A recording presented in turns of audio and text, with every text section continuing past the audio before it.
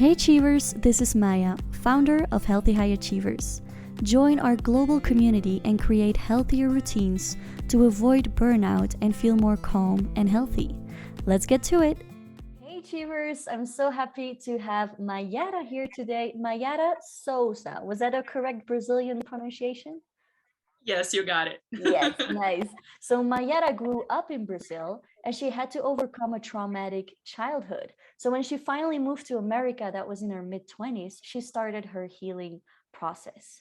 And today, after a decade of healing work and research on trauma and consciousness, she is a certified sound therapist. And she uses acoustic sound to relax the nervous system, helping her clients to release emotions that might be trapped. So, Mayara, I get a lot of questions about shifting negative thought patterns or deep limiting beliefs from our Healthy High Achievers audience. And I thought you'd be the perfect person to talk to today. But first of all, where in the US are you located right now? Right now, I am in the Tampa Bay in Florida, Sunshine Okay. State. Florida, it sounds sunny too. Is that correct? Yes. All right. So, yes, I'm a person who sometimes uses Hertz music, different frequencies to concentrate better, to focus better, to process emotions. But that's all I know about sound healing. Okay. So I also share these things with my achievers. And I would like us all to learn more from you today. So, what would you say these kinds of sounds or hertz music? What else is there that can help us to really reprogram the mind? Yeah, I love it. I love sound. I love working with sound. But first of all, thank you for having me here. I appreciate the opportunity, Yeah. the platform to share this method. So the method that I work with, it's called Biofield Tuning. We use tuning forks to literally tune the electromagnetic field of the body. And so I like to compare it with like acupuncture because people understand that you use the needles in Chinese medicine to release blocks of energy in the body that's Mhm. causing something that we come to treat, right? Like you were saying, the mental state, it can cause this overthinking on the negative path and all that. So that's usually the symptom of something that's going on underneath everything. There's a root there, there's a block of energy. In the same way that Chinese medicine uses the needles to release those blocks of energy in the body, we use the sound. And the difference to me personally from like a sound bath, that you can have with the bowls, or listening to something like you were saying, is a certain vibration, a certain frequency.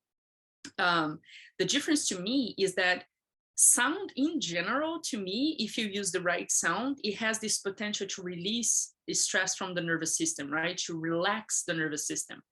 However, when we use the tuning forks, we use it more specifically. So you show up with something that you want to address in a certain session. You have like an intention, you have chronic pain or whatever it is, like we're talking about the mental stuff that we're all going through. And so we use the forks more specifically to release that type of energy that you are looking into working with. So the sound frequency from the fork interacts with your body. It's like the way we say, it's like your body is doing the healing. It just needs an input. The same Mhm. way that those blockages come more often than not from external input, from our environment, toxins from our environment, toxic people from our environment, toxic situations, whatever it is, comes in and creates those blockages of energy. Unprocessed trauma, unprocessed emotions creates those blocks. So the body is just waiting for an input to be able to readjust those areas that have blocks. So we bring in that input with the forks, and the body kind of, when the sounds hit the body and it resonates, the body listens to how it's vibrating, to how its frequency, vibrating, and it adjusts itself using that sound wave from the fork to adjust how the cells are vibrating. It fascinates me the Wow, way and this this works. is so exciting for me to hear because I thought of the hertz music and the frequencies, blah, blah. What I did not realize is that I do often get a therapy with tuning forks here in Cusco, Peru. And I Okay. didn't think about that before this interview, but yes, that is basically sound healing, right? Yeah. So yeah, it's that vibration of the tuning fork. They put it on several pieces of the body. And afterwards, I often feel very tired or very energetic, or it's always a whole roller coaster of emotions for me afterwards. What do you see in your clients of how they shift or what they feel afterwards? Or what can someone feel after a session like that? Yes, it's exactly what you're saying. There are symptoms of detoxing those blocks of energy. So you will feel it. You know, there's no way that you're going to get rid of something without passing through you, right? Because it's internal, like it's stagnated there. As we bring it up to be released, you're going to experience it. So there is a high possibility, not very often, but it can happen for you to have the detoxing symptoms. And it's exactly what you're saying. You might feel overly tired, overly emotional, you know, impatient could be if you are getting rid of that impatience, you know, irritable. You could feel anger afterwards, you know, even like towards something specific. And you think that is towards something specific, but it's just that when it comes up, our minds go to the environment, you know, to find what's the fault, you know, like what's to blame for this that's coming up within me. And then whatever it is that's found in your environment, we engage as that it has to do with that stuff that's coming up. But it can be stuff that's stagnated there for 20 years, you know, that has nothing to do with that person that is in your life right now. But when it comes up, the mind tries to, you know, link it to something in your environment. Like, why do I feel this way? I need to protect myself against what? And then you'll find this person in front of you, and, you know, but the changes that we do notice, it's fascinating to me because the way we look at it as a whole in this method is that all the experiences that we had, they are stored in our field, in our electromagnetic field. So we look at it as they are the lenses within which we perceive the reality in front of us. So we all perceive it differently. We know that. And it's because some of us come from a traumatic childhood, like myself. So I had those traumas filtering how I perceive my reality because of all my defense mechanisms, right, that I needed to survive. For people that don't have a traumatic childhood, they will see the same situation from a completely different lens. They don't have the fears that I had and all that.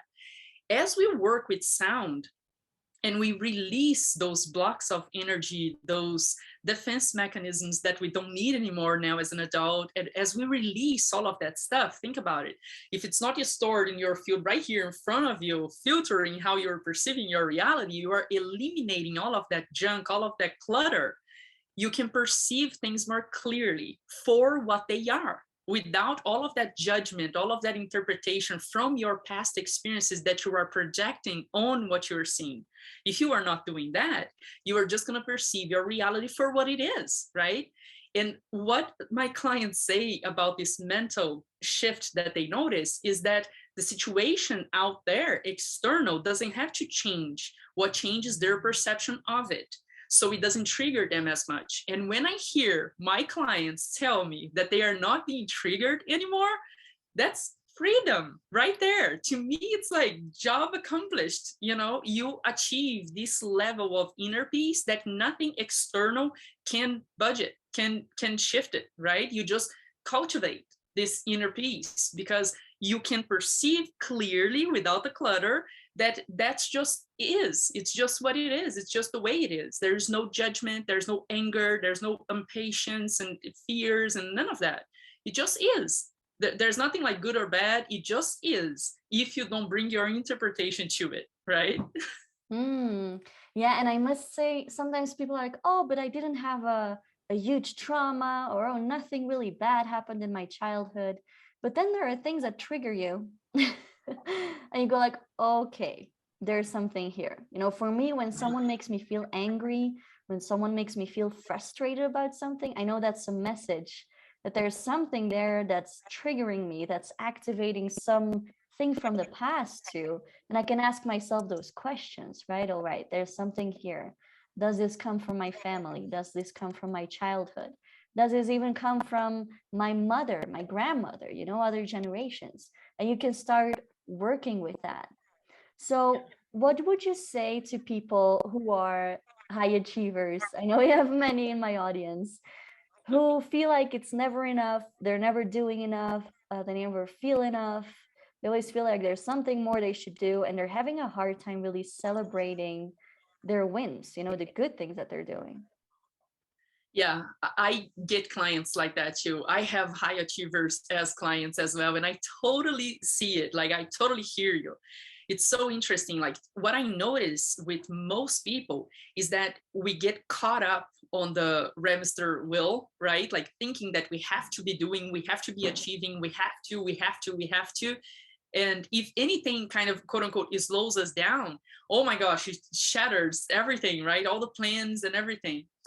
To me, because that's how I was raised as well. Like, I was raised to be a human doing, not a human being. And it Yeah. was very hard to just be. It wasn't like allowed, as I was growing up.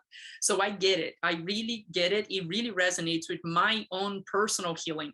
And what has worked for me, and that I share with my clients, and I see that it's pretty much universal, it's to try as much as possible, as much as you can, to disconnect from that static, from the societal rush of have to be doing, have to be achieving, have to be getting more, right?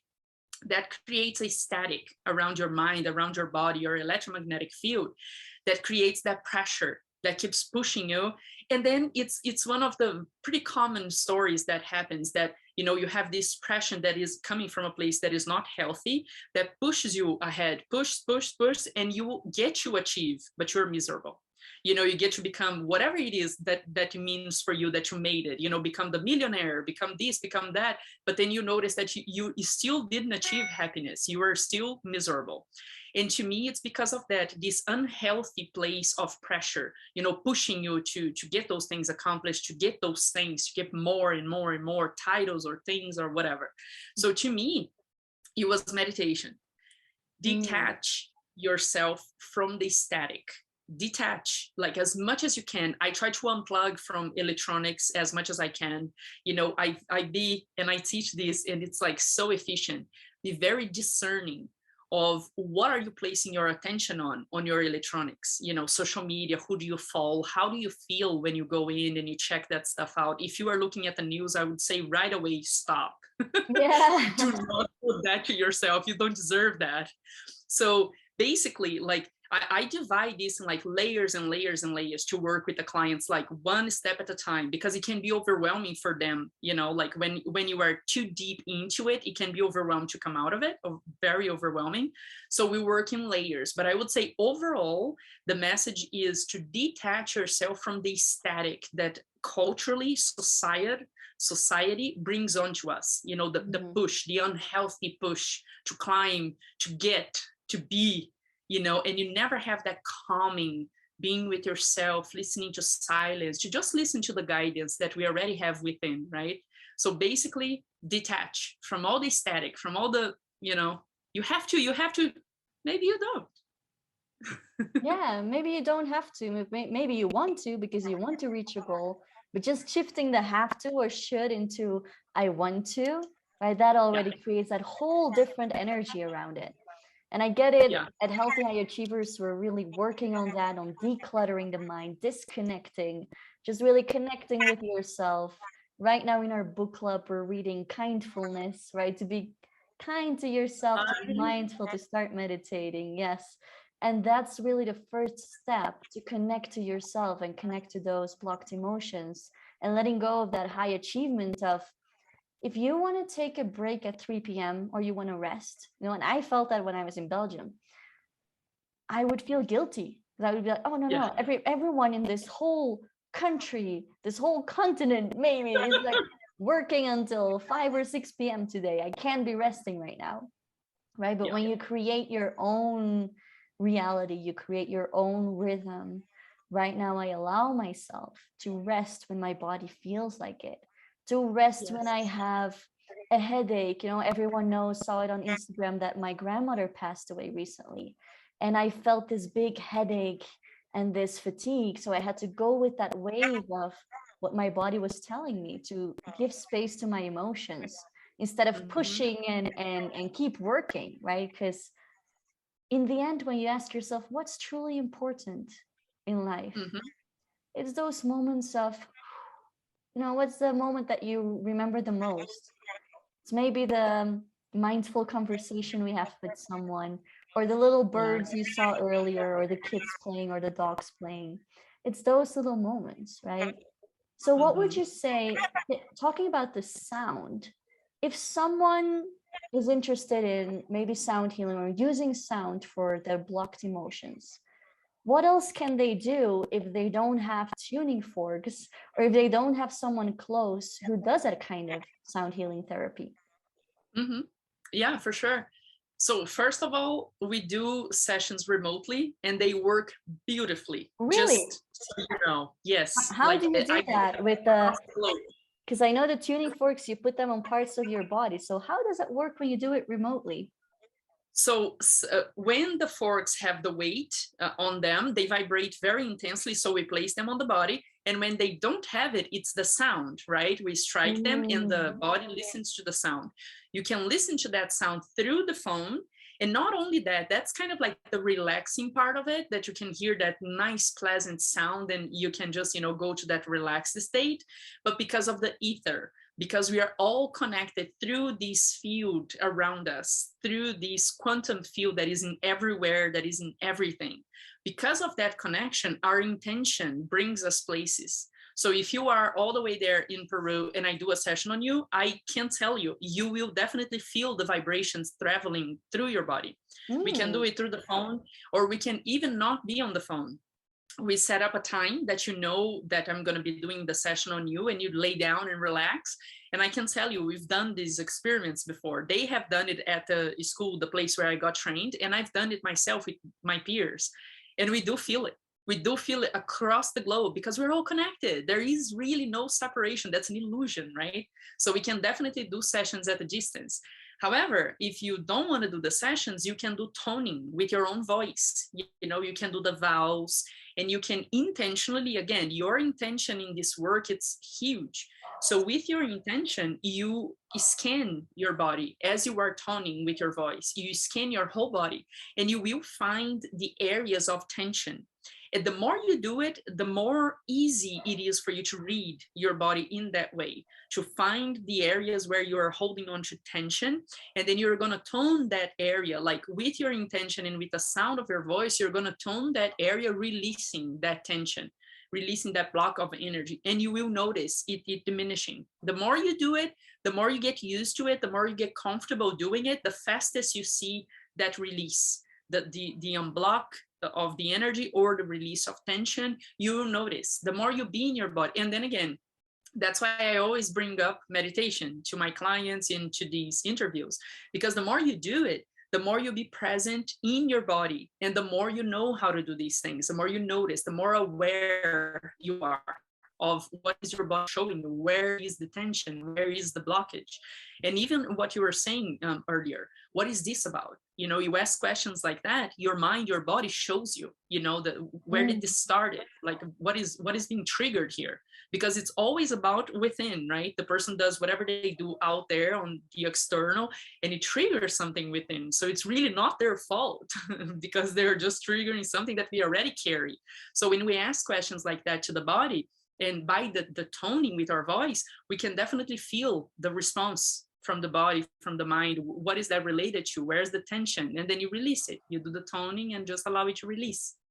Mm. I love that idea because once I had that revelation, I did a ceremony here in Peru and I really felt that I'm a singer. And I felt during that ceremony that singing, it's not just about singing the songs with their lyrics or what it means or in the form of music. I felt the ascension of the vibration of my voice and how that can be healing to me. So, for the first time in my life, I felt like singing was healing to me. So, I'd love to learn that technique of toning of your voice and sending it to different parts of your body. Do you have any resources on that? Now I'm intrigued. I can send you some stuff. Yeah, I can find you some videos, some stuff, and I can send it to you. Okay, perfect. I'll put them when Mayara sends them to me. I'll put them in the show notes too, so that my achievers can just check that out, learn it for Yeah. themselves, or get a session with Tuning Forks. I have experience with it myself, and I really love having a practice for my emotional blockages, even when I don't realize I have an emotional blockage. You know, because there's always the work's never done. There's always emotions that will flow or get stuck. You know, it's always in movement, and having a certain practice like Mayara says, meditation or disconnecting, paying attention to the little things, gratitude or sound healing, having your toolkit of these emotionally healing practices, that's what you need to have at hand at any time, and really create those moments for that, because we're such a mental society, right? We live in our minds. And what do you say to Yeah. those people who are living in their heads and you want them to connect more to their body and their emotions?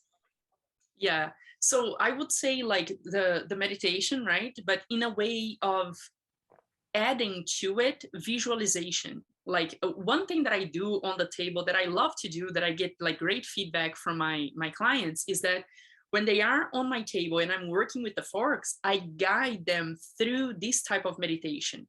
And let's say someone is treating, from depression, and they just want to, get back to themselves and to that gratitude for life and all that.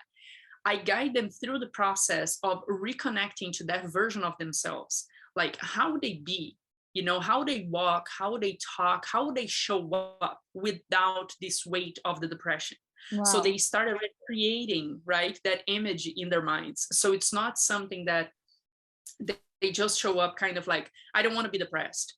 So, and then the version of themselves that they want to be, it's not this, unknown, just like, I just don't want to be depressed. I don't know, it starts becoming more real, because they start reconnecting to it. They started paying attention to the details. How do you present yourself if you're not carrying that baggage with you? If you drop all of that and you are showing up as this person that doesn't carry that depression anymore, how do you be?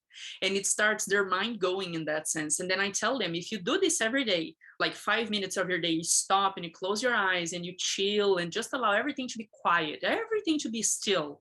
And then you go and revisit this person, this future version of yourself that you are looking into becoming. You create that connection and you keep bringing that version of yourself closer and closer to where you are today, because of that revisiting, right? Everything is repetition, right? We go through this in all modalities of healing. We talk about this. The repetition is where the power lies. So I would say to them, like, just quiet everything, the power of detaching from the static and quieting down everything, just allowing all the noises. I even tell my clients, like, if you have something in the room that is noisy, a fan or whatever, that it's making noise, shut it all off, at least for a few moments every day, just so you can get as still as you can possibly be. Sometimes if you need headphones, if you live in a noisy area or something like that, do it. That's like for your mental hygiene. So I would say mental hygiene for the high achievers is stop for a few moments every single day and let that hygiene happen. Just like you brush your teeth every day, you take a shower, I hope every day. The hygiene for the mind is the same thing. You stop for a few moments and let it all stop, let it all calm down. And I love that, because we often talk about giving your brain a break, even if it's just 5 minutes. And that's exactly what Mayara is saying here, to just mental hygiene, do that every day, like maintenance. And the Yes. repetition, that's what's healing, because the brain works on repetition, right? You create a habit through repetition. And so Mhm. creating these new mindsets and these new habits or way of living really depends on that repetition every day. So I'm Yeah. loving at what you're saying here, and thank you for all these practical tips and tricks that you've been sharing with us today. I'll share Mayara's resources in the show notes. I just want to ask a last question from your personal experience, because you came from trauma, childhood trauma. You've been through so much, and getting on that journey when you were suffering and you were maybe overthinking and you were maybe being hard on yourself. What was that like to get on that journey in those initial stages? What was that shift like for you? Yes, it is very hard to start. On the beginning, I noticed that it would be like 2 steps forward and 3 back. 2 Mm. steps forward, 3 back. So in my story, I come from alcoholism. My father was an alcoholic. He passed from a heart attack at 37 from alcohol. And I was drinking, I started very early because of the difficult childhood. I was 12, 13. I was already very dependent on alcohol. And that was until I got to America in my mid 20s and I was still drinking. When I was getting close to 30 is where my mind started, my higher self started calling, like, you're getting close to 30. He was just 37. You were doing the same things, eating very badly, drinking a lot and all that. I started my journey out of fear because of that, because my dad had passed so prematurely and I was doing the same things. So I started my research on heart condition. I was scared. So I started my research on heart condition. I came across epigenetics, which teaches you that the environment matters. It really dictates which gene will be turned on or off. And that was my big aha. I thought, then I have control, because if I can figure out how to change lifestyle, the genes don't matter that much. And that's what I did. I started trying to figure out how to change lifestyle. And it is so hard. It is so hard to change lifestyle. But I would say meditation is the key. For everything else that I've done everything. I've changed my diet, I've changed my environment, I've changed the way I speak. Like now I'm very mindful of the words that I choose to use, because I know I'm co-creating with those words. It's a lot, right? There's a lot of layers that we learn in this healing process. But I would say without the meditation to quiet everything so that I could listen to the guidance, I don't know if I would be halfway, compared to where I am today. Like, the meditation was crucial. It was one of the first steps that showed up. And I believe it's going to be part of my life until the last day I'm here. I would say quieting your mind, it's totally overlooked. It's Yeah. one of the most efficient ways for us to get ourselves together. Yeah. And it's so true. I often get clients who say, Maya, I want to change my diet and I want to change my habits and my daily routines. I'm like, okay, let's talk about it. And then often we just go back to that first step of quieting the mind, taking those Yeah. 5 minute breaks, decluttering the mind first. And then those healthy habits, they come automatically. They Yes. come when you connect to your mental peace. And in my Yes. journey, it's been the same. To overcome chronic disease, Mm. the first step I did was mindfulness and meditation, because I didn't know where to turn to, but I also believe that that was the first step for me to be kind to myself, to be my own best friend, to visualize my ideal self, right? Like you mentioned Yes. before, and Yeah. connect to my future vision often, keep believing in it, keeping the hope, those positive emotions and that mindfulness. That's the first step. Yeah. So inspiring, Mayara. I love talking to you today. I will share all the links in the show notes, but I just want to give you some space for any last words, any things that you said. Oh, I really did want to mention this to Healthy High Achievers. And then where can people find more about you? Thank you. Well, thank you for having me. I really appreciate the platform. I love when I have the opportunity to share what sound can do with more people, because I still come across people that when I mention, they're like, what's that? I'm like, oh my gosh, let me tell you. So I Mhm. get very excited to share. I'm very passionate about it. So I appreciate being here. And so usually I close with a challenge for your listeners of 30 days. Oh. Yeah, just 30 days. It just takes a few moments in the morning when you wake up. First thing is prayer. And if you're not religious, that's fine. It's just a reconnection to your creator, whatever that means to you. Just to spend a couple of minutes in that gratitude for just being alive, for just being here. Even if you're not feeling that way in that day, I would ask you to do it for 30 days. You are going to notice a huge difference. And then you meditate for a few minutes. If you're not a meditator yet, at least like 5 minutes of quiet, just let everything be quiet. The thoughts will come, let them come and go without judgment. Don't get attached to them. Don't make any decisions or anything. Just allow everything to be, just to be for a few minutes, at least 5 if you're not a long time meditator. And then journal for just a little bit. If you don't have a lot of time, maybe 5 more minutes. Journal, do gratitude, what you're grateful for in that journal, or whatever is coming up. Sometimes when we meditate, there's a lot of, good insights and stuff that starts showing up. Journal about it. You're going to learn a lot about yourself by reading your journal. So I would say do those for 30 days and let me know what happens. Like I get emails with like very huge shifts on perception, you know, how they are perceiving their reality and all of that. So I would love to hear from you.